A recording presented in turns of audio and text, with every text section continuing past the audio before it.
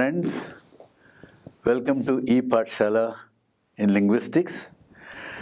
This is the paper that concerns language universals and language typology. I am K.V. Subbarao, Professor of Linguistics. Today we are going to talk about anaphora, where we will discuss nominal and verbal reflexives, and complex and simplex anaphors, and long-distance anaphora. We are going to discuss the typology of anaphors in South Asian languages. There are three binding principles that were proposed in the government and binding framework. Then non-nominative subjects as antecedents to an anaphor, various functions of the verbal anaphor, and long-distance binding. Anaphora means back reference.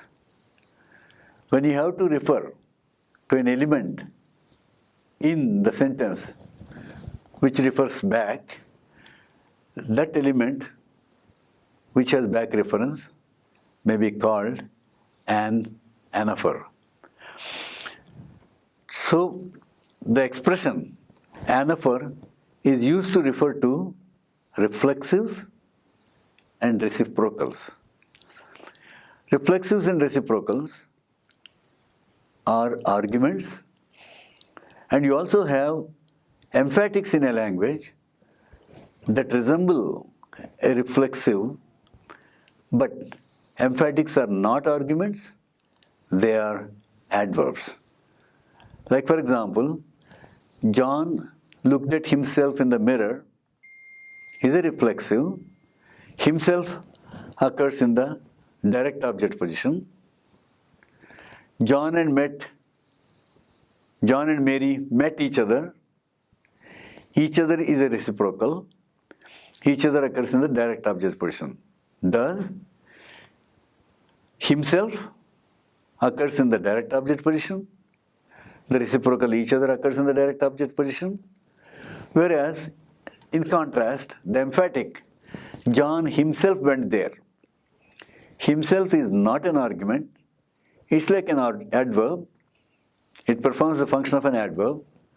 So, though John looked at himself, the himself reflexive, and John himself went there, the himself, which is an emphatic or homophonous, they have different functions and they occur in different types of argument positions.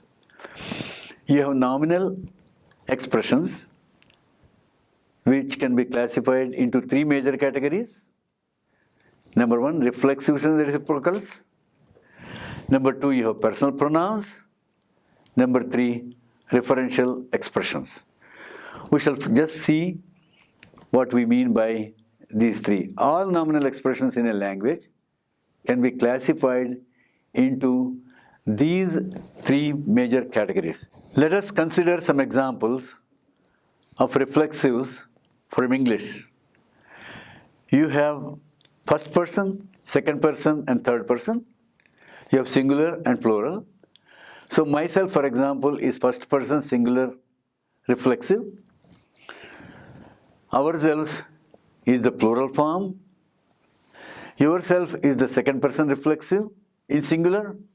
Yourselves is the second person reflexive in plural.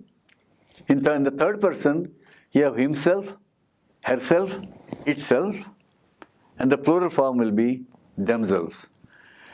Whereas, for emphatic also you have the same forms. I myself went there. We ourselves went there. He himself went there. They themselves went there.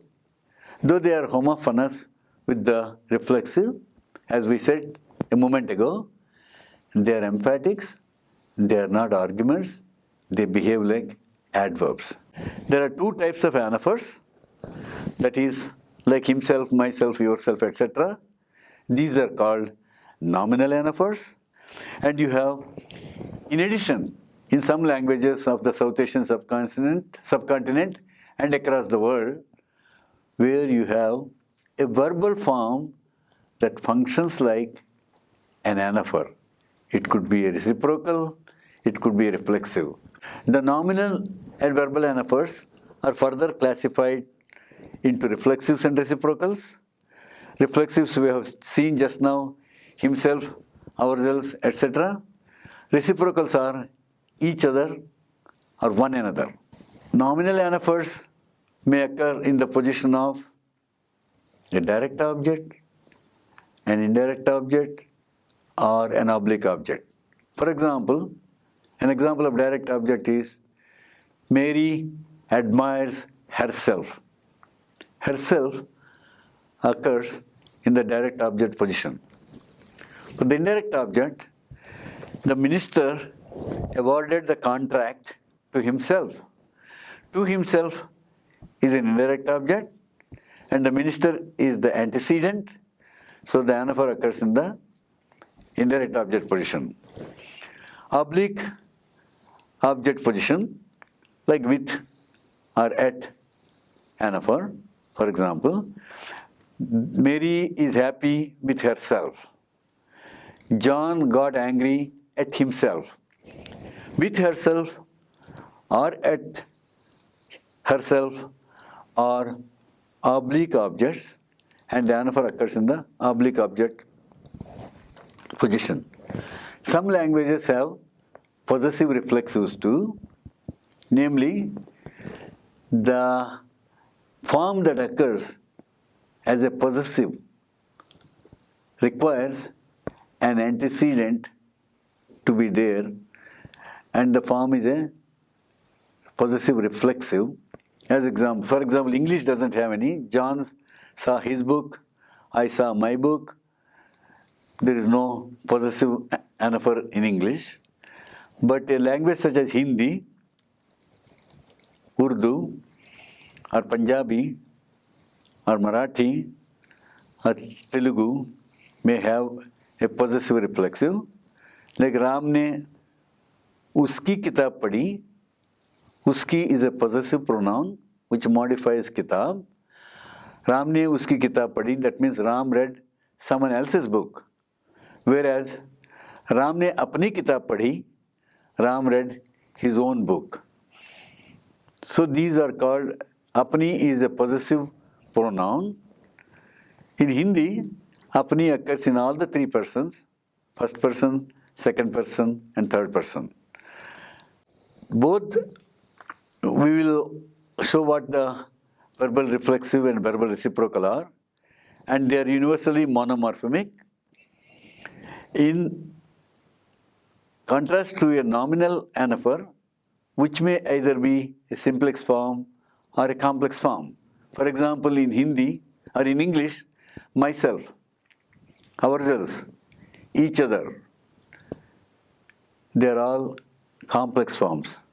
They are all anaphors. Whereas apna, the possessive pronoun, the possessive reflexive is a simplex form. Let's take an example from Hindi. An anaphor, nominal anaphor, occurring in the direct object position.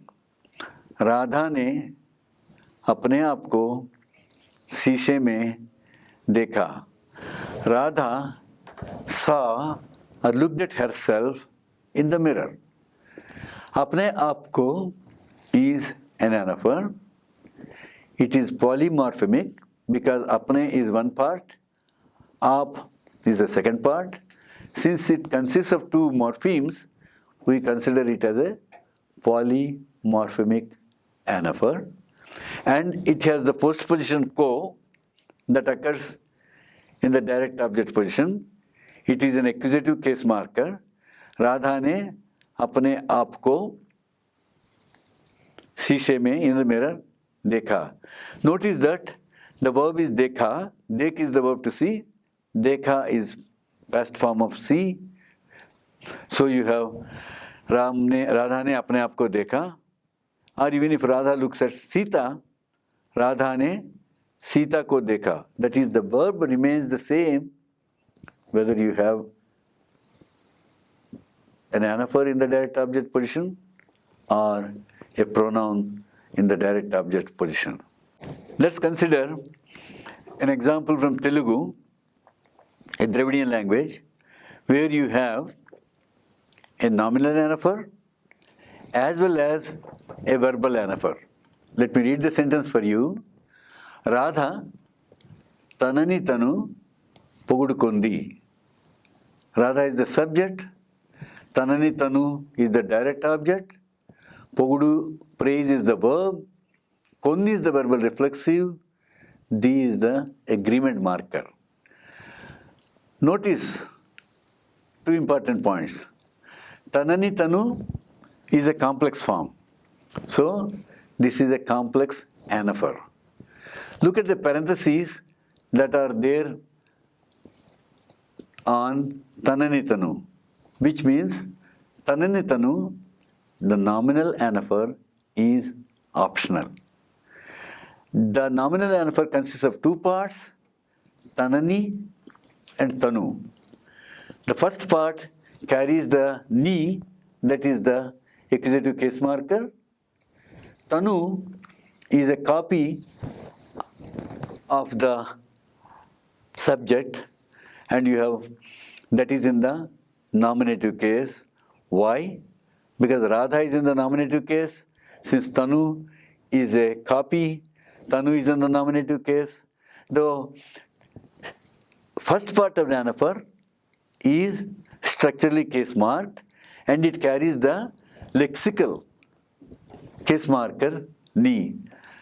This can be either one can say tanani tanu in Telugu, or simply somebody can say tanani, or someone might like to omit the whole anaphor, the nominal anaphor, and simply use the verbal anaphor pogudukondi. The verbal anaphor kon occurs there because Radha, the subject, is co-indexed with the direct object tanani tanu. That is, a verbal anaphor can occur only when you have the subject co-indexed either with a direct object or an indirect object in Telugu. The case we have on hand is the direct object, the anaphor occurring in the direct object position, Radha tanani tanu pogudukondi. Since kun, the verbal reflexive, is there, the nominal reflexive can be optionally dropped. Let us take an example from Miso, a Tibeto-Burman language. Miso is very similar to Telugu or Dravidian languages, except Malayalam, because Tamil, Telugu, Kannada, and various other non-literary Dravidian languages have a verbal reflexive. Similarly, Miso, which belongs to the Kukichin group of languages, has a nominal reflexive as well as a verbal reflexive. Here you see in sentence number 3 on the screen, Zawa hates himself. Zawa amale ama inhuwa. Zawa is the subject. Amale ama is your anaphor, reflexive, that occurs in the direct object position. You can clearly see ama is one part, le is a conjunction, the second ama is another part, so it is a complex anaphor. The entire complex anaphor can be dropped, which we have indicated in parentheses. Why can it be dropped? Can I drop the anaphor in Hindi or Urdu or Bangla or Kashmiri? No. Why?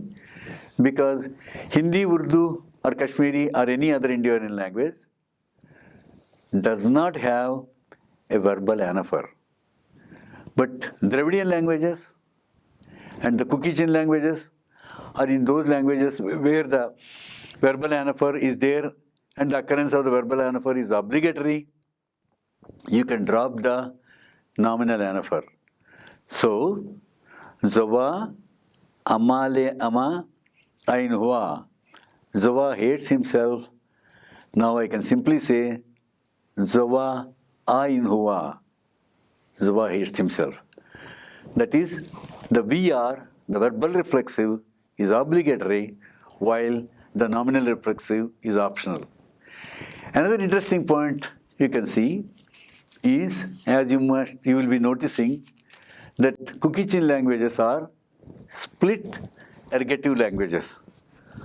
By that we mean the ergative marker that occurs, the agreement markers that occur in the sentence are sensitive to the person of the direct or indirect object in a sentence. Here in this sentence, in miso or mar or thado or any other cookie chain language, if the verb is transitive, that is, if the verb can take an object, the subject must carry the ergative case marker. Like, for example, in the following sentence, Zowa looked at Zovi. Zovan Mary a mu. Zovan, Zowa is the name of the person, a boy or a man. N is the ergative marker. Mary is the direct object. I is the third person agreement marker. Then mu is the verb to see or to meet. This sentence means Zowa saw Mary or Zowa met Mary. Here, the direct object and the subject are not identical, therefore the ergative case marker occurs.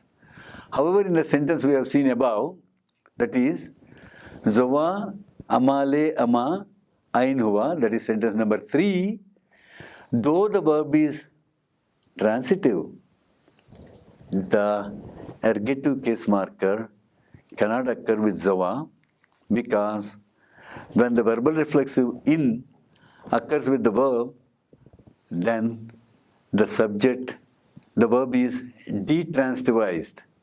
When the verb is detransitivized, you cannot have the ergative case marker.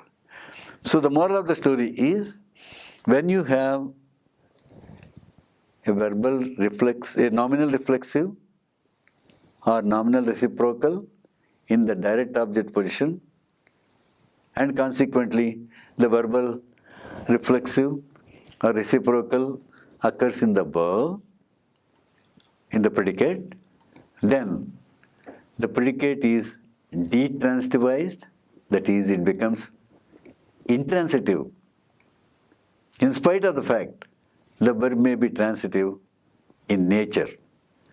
So, you cannot have the ergative case marker N with the subject. As we will see later, when the anaphor in cookie chain languages occurs in the indirect object position, the verb and the verbal reflexive or verbal reciprocal occurs with the predicate is not detransitivized.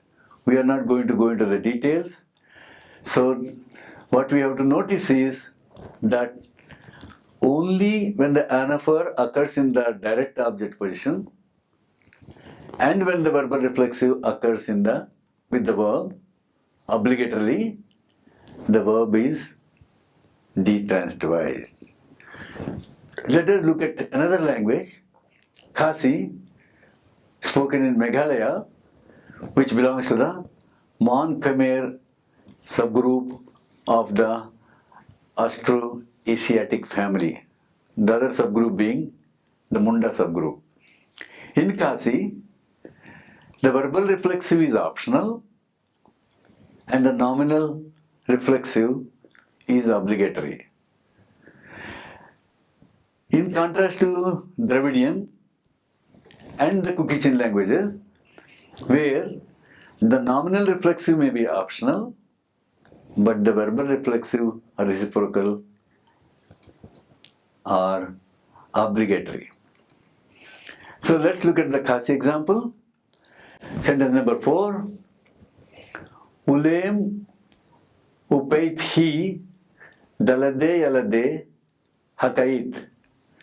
Lem looked at himself in the mirror. Lem is masculine, therefore it carries the masculine. The noun has to have the masculine singular agreement marker u, and the verb also carries the agreement marker u, upait, that is looked at.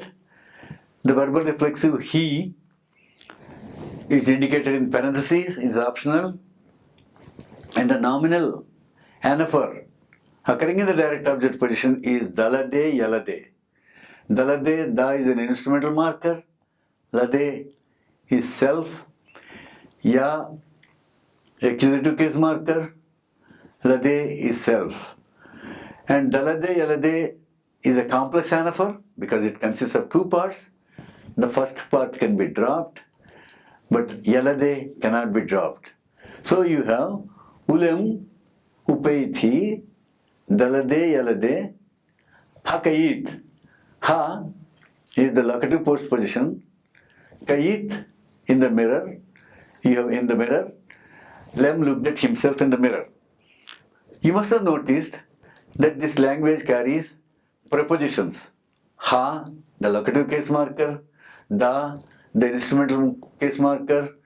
Ya, the accusative case marker. They occur to the left of the noun. Why? Because Mon-Khmer languages are verb medial, hence they have post positions. We shall now move on to the Munda languages, which is another sub-branch of the Austroasiatic family. We have to notice certain points. In the Munda languages, the verb occurs in the final position, that is, all Munda languages are verb final, in contrast to the other sub-branch of the Mon-Khmer family, where all the Mon-Khmer languages are verb medial. And Munda languages, because they are verb final, they have post positions.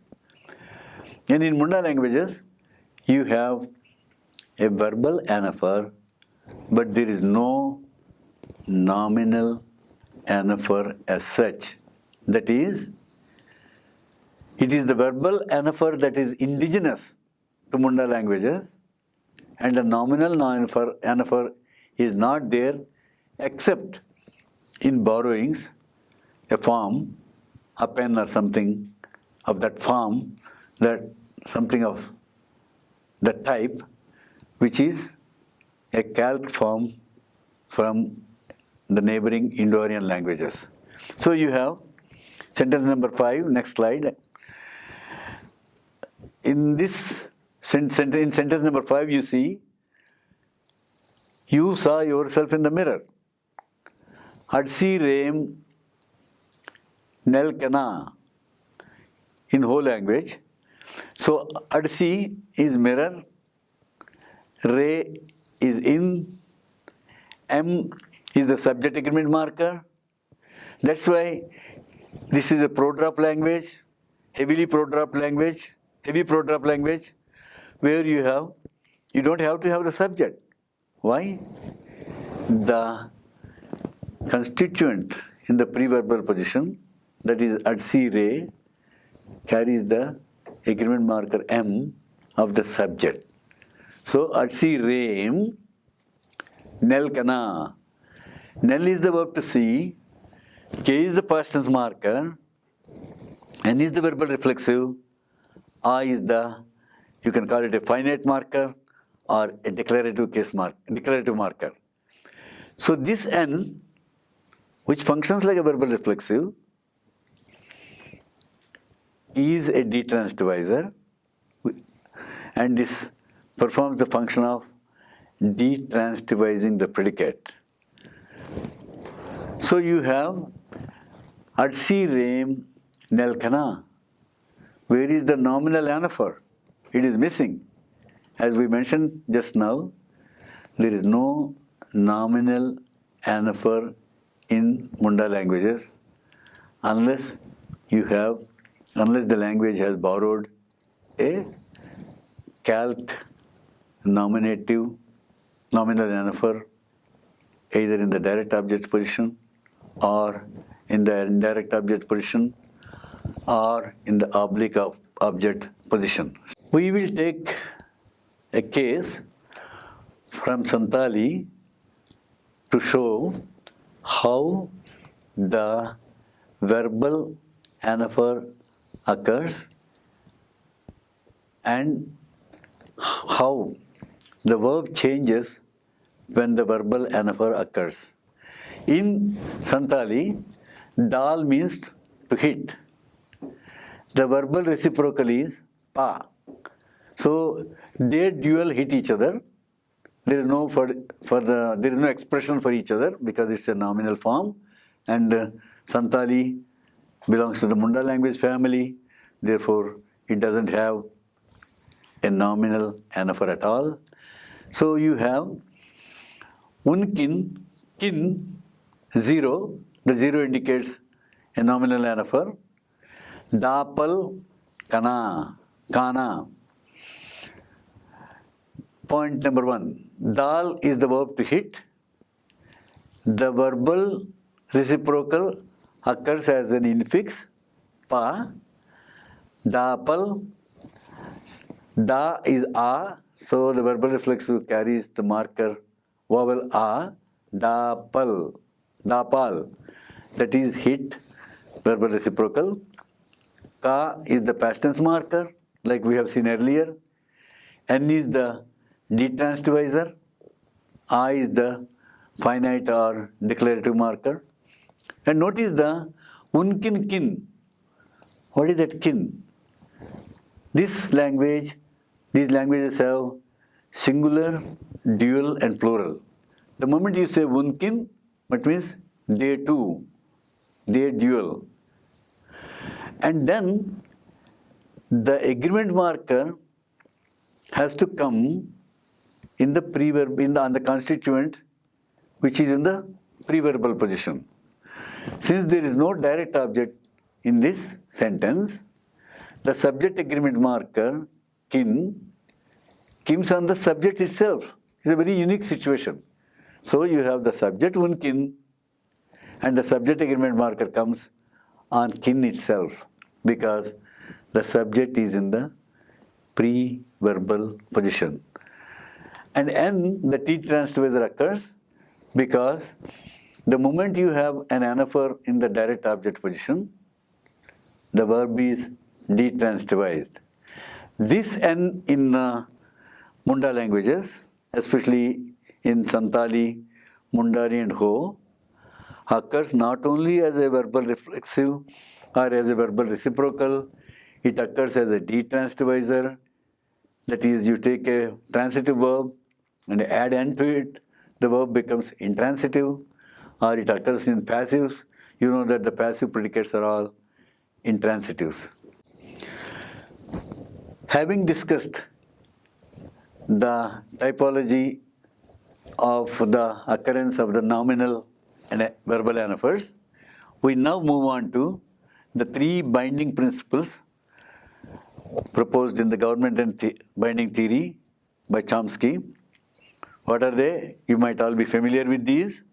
Principle A, an anaphor is bound in a local domain. That is, an anaphor has its antecedents within the local domain. It cannot have its antecedent in a long distance domain, according to principle A. Principle B, a pronoun is free in its governing category. That is, a pronoun is not bound to have an antecedent within the same clause. As you can see, I saw him. I is not the antecedent to him. Him has a discourse antecedent. Therefore, the pronoun is free to refer to any occurrence outside its sentence. Principle C, an R expression must be free and it should be interpreted as having a disjoint reference from every C commanding phrase in a sentence. What is an R expression? Proper names, common names, table, chair, John, Mary, Ram, Sita, etc. So an R expression is free. Mary came here Ramaya, it doesn't need an antecedent. So far, we have seen sentences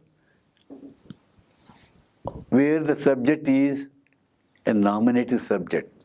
That is, the subject is case marked by the nominative case marker, which may be overtly present or which may not be overtly present. A non-nominative subject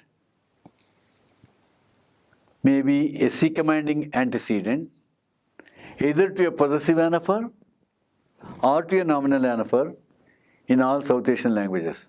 That is, a non-nominative subject either with an accusative postposition or a dative case marker or a locative case marker or an instrumental case marker may function as a C-commanding antecedent, just like the nominative subject. That means, with regard to antecedency, there is no difference between a nominative subject and a non-nominative subject.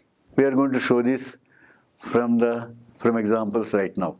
बच्चों को अपनी बिल्ली दिखाई दी.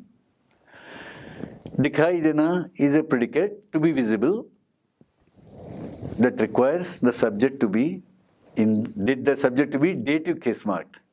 Ko in Hindi is a dative case marker that occurs with the subject in this sentence number 11. बच्चों को, to the children, अपनी बिल्ली, self's cat, दिखाई दी. The children have caught sight or seen self's cat. That means the children saw their own cat. Now, Billy is nominative case marked. Billy is the theme there. बच्चों को is the experiencer or the persons who are able to see it. It is dative case marked. बच्चों को अपनी बिल्ली दिखाई दी. That means अपनी, self, which is a possessive reflexive or possessive anaphor, has its antecedent a dative subject. That means there is no difference between a dative subject and a nominative subject with regard to being an antecedent. The dative subject, that is, a subject that is case marked by the dative postposition, can be an antecedent to a complex anaphor too. Let us look at the sentence from Telugu. Prasanna pitied himself or herself, where Prasanna could be a boy's name or Prasanna could be a girl's name. So Prasanna ki, where ki is the dative case marker, because the predicate pity oneself, to pity oneself requires a dative case marked subject. So Prasannaki, Tanamida Tanaki, Jali Puttindi. Prasanna, dative, self on, self, dative, pity, born. Prasanna pitied himself. Another interesting part, you can see, Tanamida Tanaki is a complex anaphor. It consists of Tanamida, the first part, self on. The second part is Tanaki.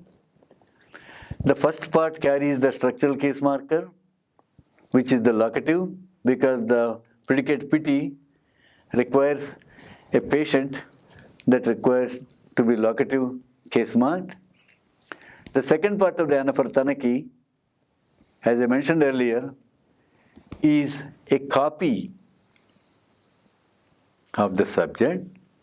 Since the subject is dative case marked, Prasanna ki is the dative case marker, the case copying takes place and you have Tanaki. So Tanamida is structurally case marked. Tanaki, the key is a case copy of the subject. Notice one more thing, there is no verbal anaphor here at all. Why? A dative subject does not permit a verbal anaphor. Why? Because the dative predicate is intransitive. In all the South Asian languages, when you have an intransitive predicate, there is no object. Therefore, the verbal reflexive or verbal reciprocal cannot occur in non-nominative subject construct. Let us take the example of a genitive subject. You know that Bangla, Odia, and Assamese have genitive subjects where you have a corresponding dative subject either in Marathi or Hindi or Telugu or Tamil or Malayalam. So Gopal likes himself. Gopal er nijke bhalo lage. Gopal is the subject, himself is the patient, and since the subject and the direct object are identical, you have the anaphor occurring, nijke, K is the accusative case marker. Gopal er nijke bhalo lage. The bhalo lage, the predicate bhalo lage requires the subject to be genitive case marked. Therefore, you have Gopal er nijke bhalo lage. Just like Hindi, as I mentioned, no Indo-Aryan language carries a verbal anaphor. So, there is no verbal reflexive in Bangla either. Notice also, nijke is a simplex form. You can have a complex form too, nijke nije, but here you have nijke as a simplex form. We shall now discuss the various functions that the verbal reflexive and the reciprocal perform in South Asian languages.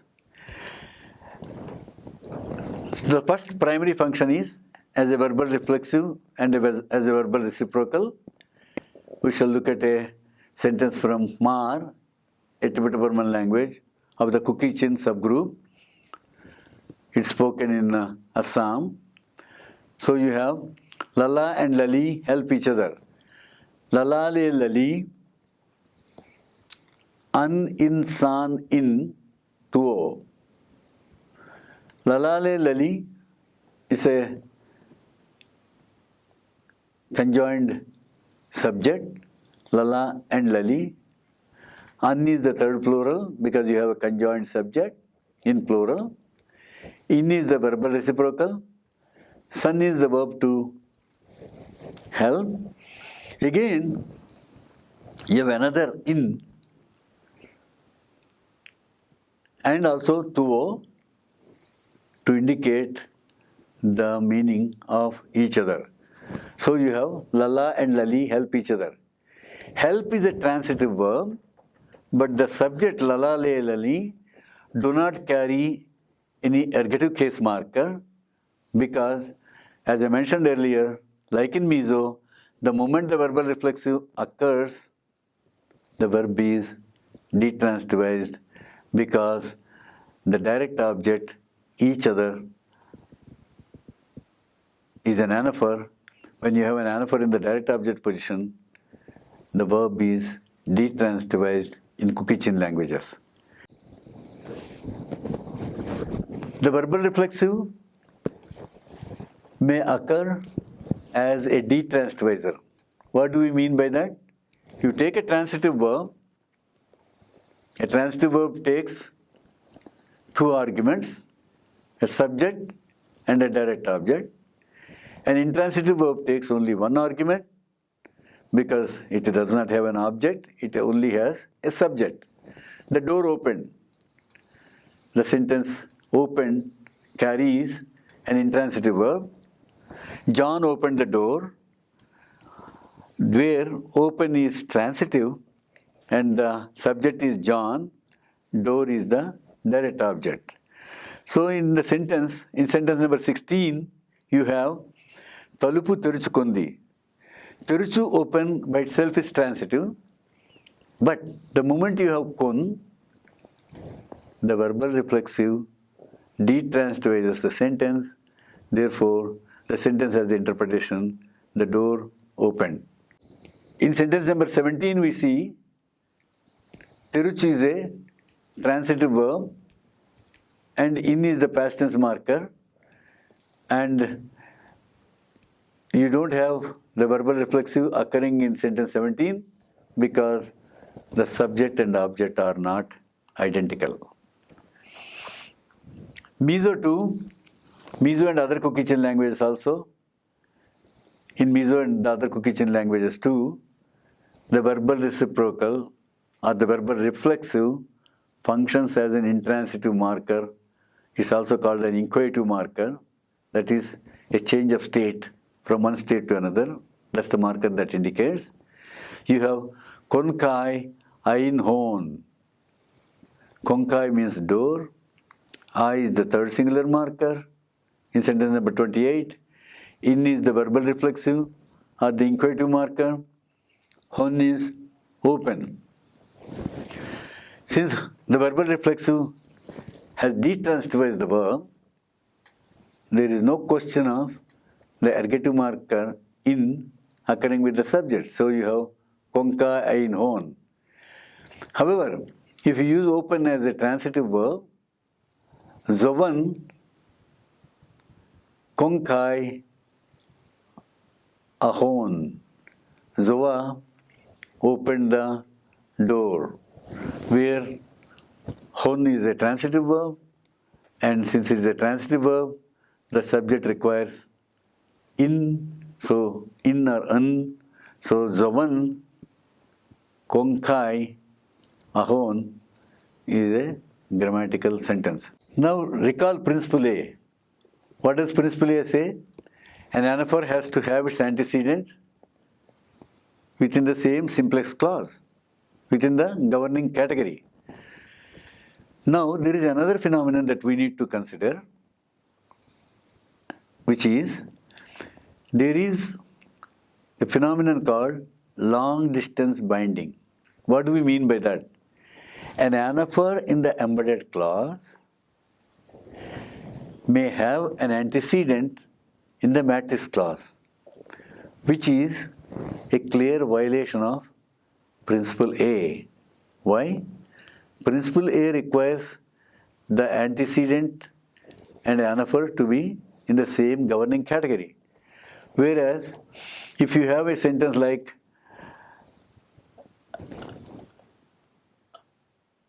in Hindi 23, Ashok ने ललिता से अपने लिए चाय बनाने को कहा. Ashok asked Lalita to make some tea for self. अपने लिए is self, for. So this self for may refer to Ashok, which is the subject of the matrix clause, or Lalita, which is the indirect object, marked by se, Lalita se. So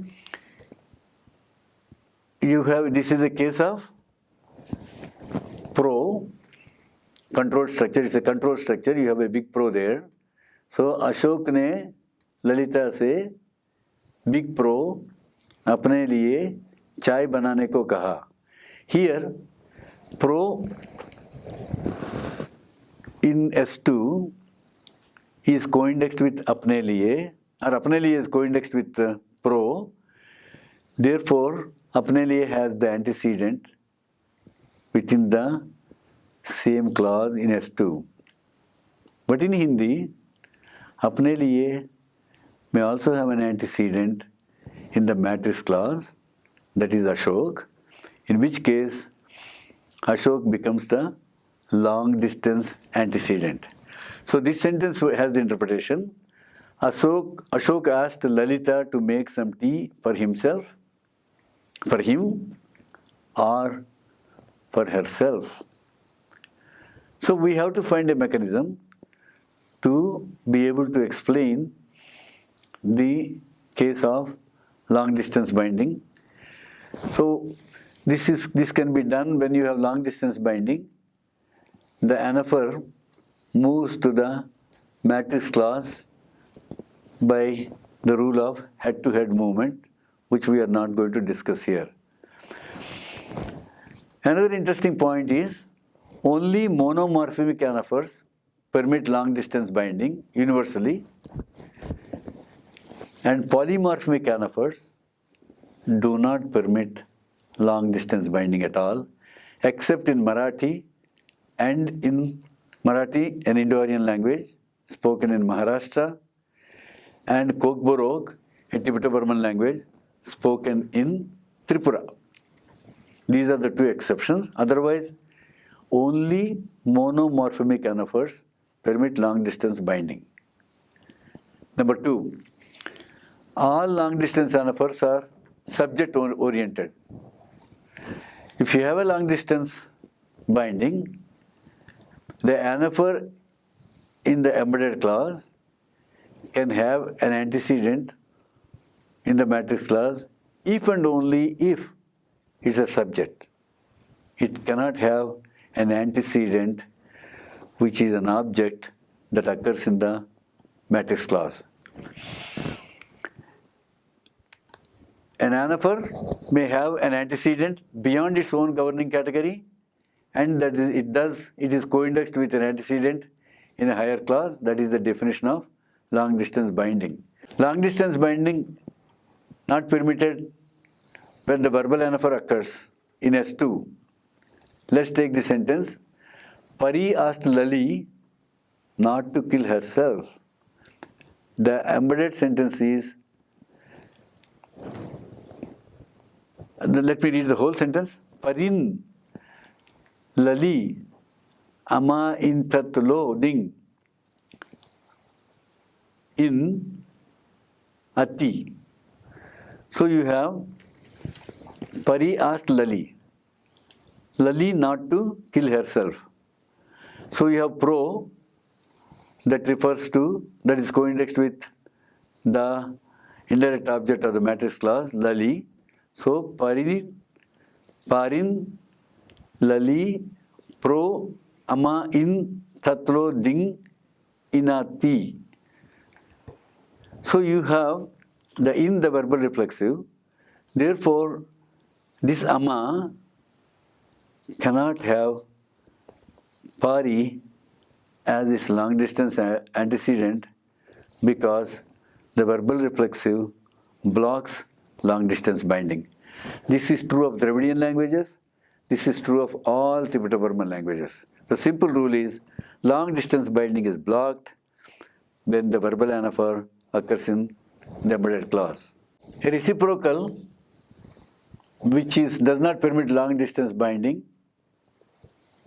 when it is polymorphemic. Look at the sentence. All the teachers asked their children not to fight amongst themselves. सारे teachers ने बच्चों को और बच्चों से एक दूसरे से ना लड़ने को कहा. You have एक दूसरे से is a polymorphemic anaphor. It is a reciprocal. Therefore, unlike the sentence where Ashok asked Lalita to make teas for him or for herself, you can have the anaphor apne liye, referring either to Ashok or to Lalita. Here, ek dusre se is a complex anaphor in sentence number 25. Therefore, it cannot have the subject of the matrix clause as its antecedent. It can have only one interpretation. All the teachers asked the children not to fight amongst themselves. So, in this module, we have discussed the nature of nominal anaphors, verbal anaphors, what is the typology of nominal and verbal anaphors, what is the nature of the verbal anaphor, how it functions as an intransitive marker, and what is the status of the verbal reflexive in Indo-Aryan languages, what is the status of the verbal reflexive in Dravidian languages, and what is the obligatoriness or optionality of the verbal reflexive in Mon-Khmer languages, and what is the nature of the verbal reflexive and the polymorphemic anaphor in blocking long distance binding. Thank you.